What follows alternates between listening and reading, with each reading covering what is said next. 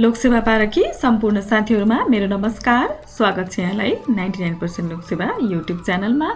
आज 2079 साल भाद्र महिनाको 15 गते बुधबारको गोरखापत्र ज्ञान सागरमा प्रकाशित वस्तुगत प्रश्नोत्तरहरूको संगालो लिएर हामी फेरि पनि यहाँहरुमाझ आइसकेका छौं। प्रश्न नम्बर 1, चीन दक्षिण एसियाली गरिबी उन्मूलन र सहकारी विकास केन्द्रको स्थापना कहिले भएको हो?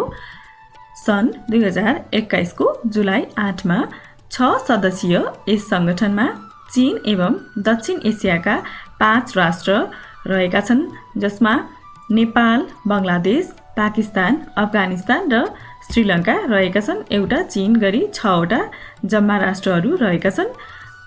गरिबी निवारणमा मिलेर कार्य गर्ने उद्देश्यका साथ यस संगठनको स्थापना भएको हो। 5 दक्षिण एसियाली मुलुकहरूमा यसको शाखा कार्यालय रहनेछ। प्रश्न नम्बर 2, 2079 सालको युवा वर्ष मोती पुरस्कार कसलाई प्रदान गरियो? मकवानपुरका युवा साहित्यकार लक्ष्मण बर्तौला अर्थात् बिर्खे अन्जानलाई यो पुरस्कार राष्ट्रिय युवा सेवा कोषद्वारा हरेक वर्ष प्रदान गरिँदै आएको छ। राष्ट्रिय विभूति युवा कवि मोतीराम भट्टको स्मृतिमा विक्रम सम्वत 2042 मा स्थापित यस पुरस्कारको राशि रु 42,000 रहेको छ। प्रश्न नम्बर 3, रूपान्तरणकारी अर्थात् गेम चेन्जर योजनाको अवधारणा पहिलो पटक कुन आवधिक योजनामा ल्याइएको हो? 15औं योजनामा।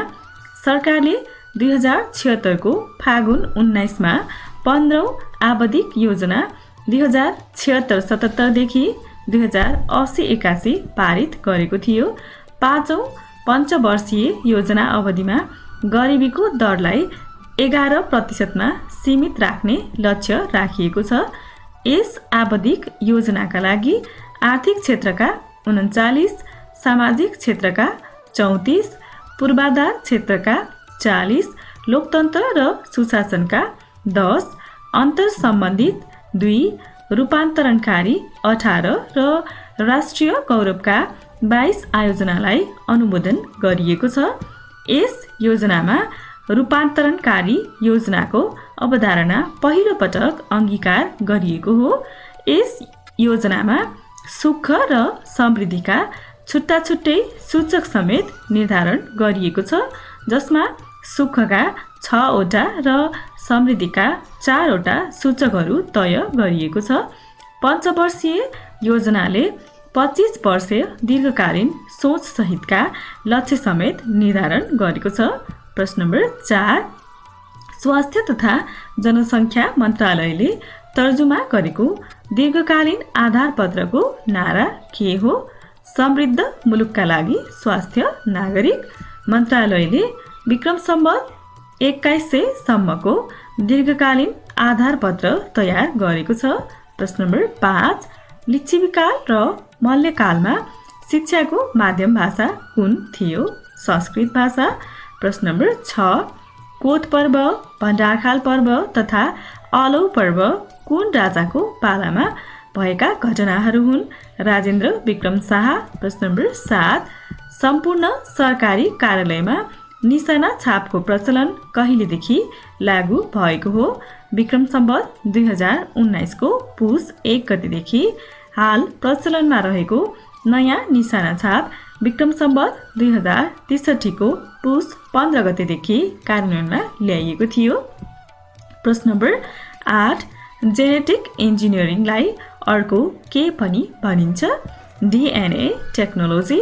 प्रश्न नम्बर 9, नेपालमा काष्ठकलाको उच्चतम विकास कुन कालमा भएको मानिन्छ? मल्लकालमा। प्रश्न नम्बर 10, नेपालमा सर्वप्रथम कागजी मुद्रा कहिलेदेखि प्रचलनमा ल्याइएको हो? विक्रम सम्वत 2002 को असोज 1 गतेदेखि।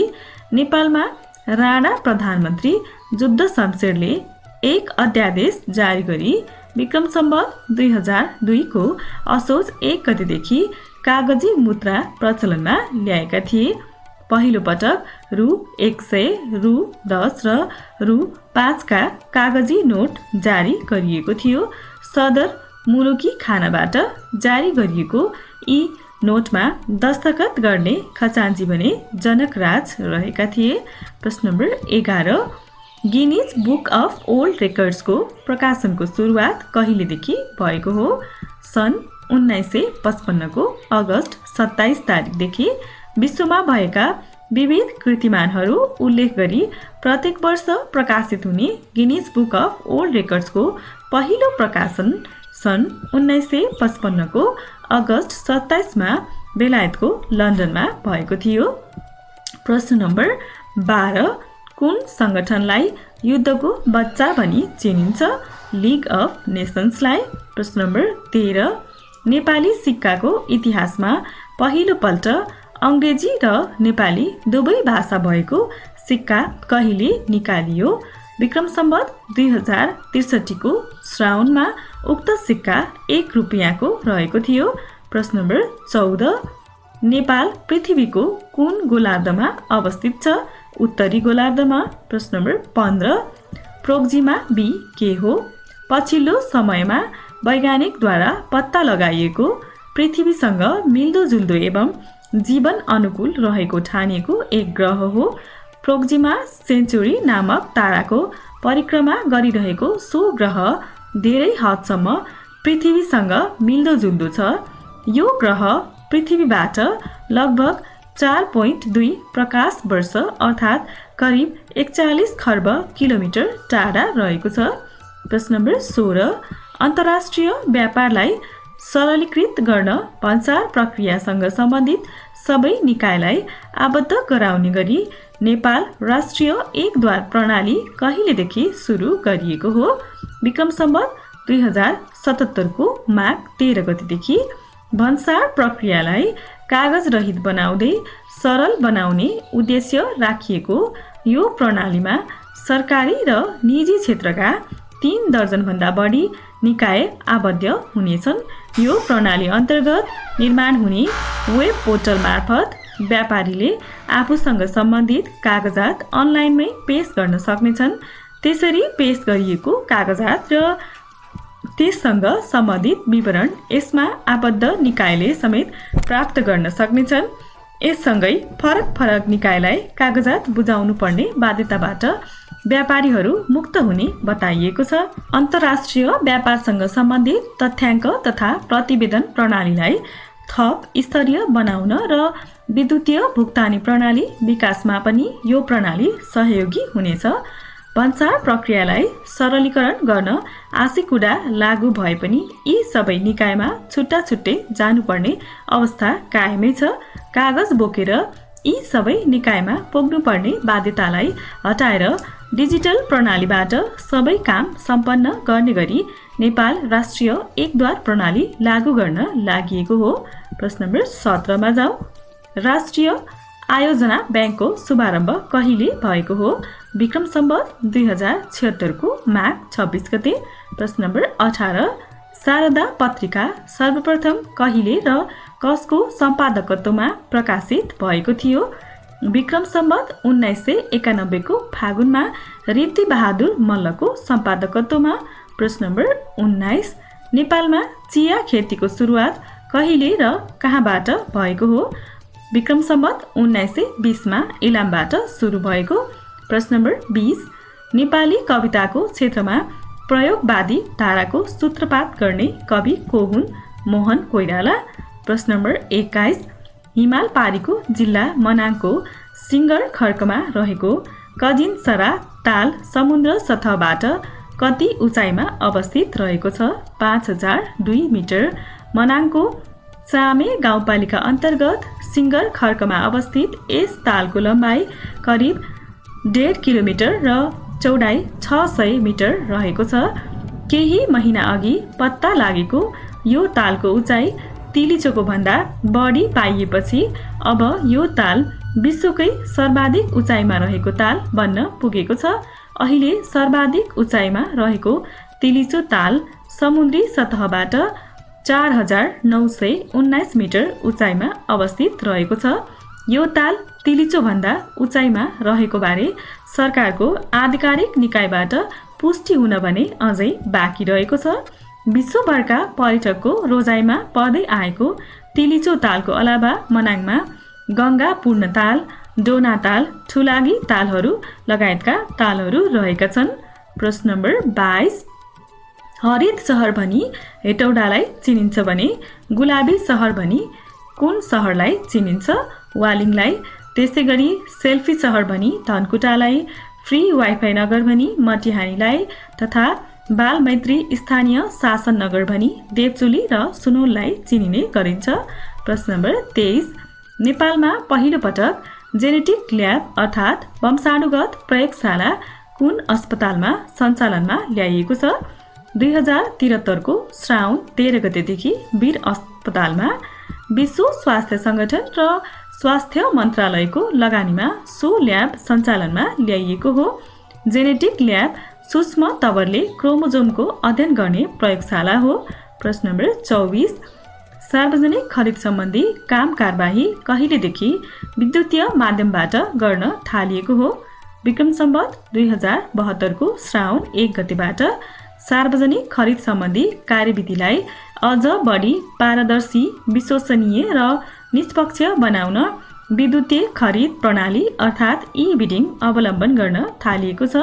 विद्युतीय खरिद प्रणाली लागू भइसकेपछि मुलुकभरका सबै सार्वजनिक कार्यालयमा खरिद प्रक्रिया एउटै पोर्टलबाट सञ्चालन हुने साथै यस पोर्टलको सञ्चालनसँगै सार्वजनिक कार्यालयमा ठेक्कापट्टामा हुने गरेको अनियमितता, ढिलोपन एवं अन्य धाँधली नियन्त्रण हुने विश्वास गरिएको छ। विक्रम सम्वत 2070 को भदौ 3 गते विद्युतीय खरिद प्रणाली अर्थात् ई-बिडिङ पोर्टलको शुभारम्भ भएको थियो भने सार्वजनिक खरिद अनुगमन कार्यालयको 8औं वार्षिक उत्सवका अवसरमा सिंगल पोर्टलमा आधारित यस प्रणालीको पोर्टल डिस्प्ले मोडलको उद्घाटन पनि गरिएको थियो। प्रश्न नम्बर 25, समर्जन कम्पनी स्थापना गर्ने राजा को हुन्? रणबहादुर शाह।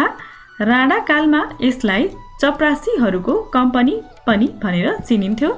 भीमसेन थापाले यो कम्पनीलाई जेल र अन्य सार्वजनिक महत्त्वका कार्यालयको सुरक्षाका लागि खटाएका थिए भने चन्द्र शमशेरले यसलाई सडक र राणाहरूको दरबार निर्माण गर्ने काममा लगाएका थिए। प्रश्न नम्बर 26, संयुक्त राष्ट्र सङ्घमा उपमहासचिवको व्यवस्था कहिलेदेखि गरिएको हो? सन् 1998 देखि। संयुक्त राष्ट्र सङ्घको पहिलो उपमहासचिव क्यानाडाका लुइस फ्रेसेट हुन्। उनको कार्यकाल सन् 1998 देखि 2006 सम्म रहेको थियो। हाल संयुक्त राष्ट्र सङ्घको उपमहासचिवमा नाइजेरियाकी अमिना जे मोहम्मद रहेकी छिन्। प्रश्न नम्बर 27, दुई मुलुक बीचको सीमा रेखामा स्थापित सीमा स्तम्भबाट दुवैतर्फ 10-10 गज चौडा खाली छोडिएको जमिनलाई के भनिन्छ? 10 गजा क्षेत्र। दुई देशबीच कसैको पनि अधिकार क्षेत्रभित्र नपर्ने मानिएको चौडाइमा 10 गज बराबर हुँदै लम्बिएको सीमा क्षेत्र हो यो। यस क्षेत्रमा दुवै देशको कानुन र प्रशासन लागू नहुने प्रावधान रहेको छ। सीमा रेखालाई सुरक्षित राख्न 10 गजा क्षेत्रको प्रबन्ध गरिएको हो। 10 गजा भूमिमा कसैले बसोबास गर्न नहुने, आबाद भोग चलन गर्न नहुने अर्थात् मानवरहित एवं आबादविहीन हुनुपर्ने अन्तर्राष्ट्रिय नियम रहेको छ। यही कारणले गर्दा 10 गजा क्षेत्रलाई मानवविहीन जमिन पनि भनिएको हो। र प्रश्न नम्बर 28 मा छ, एसिया प्रशान्त क्षेत्रका 15 राष्ट्रहरूद्वारा RCEP नामक व्यापारिक सम्झौता कहिले गरिएको हो?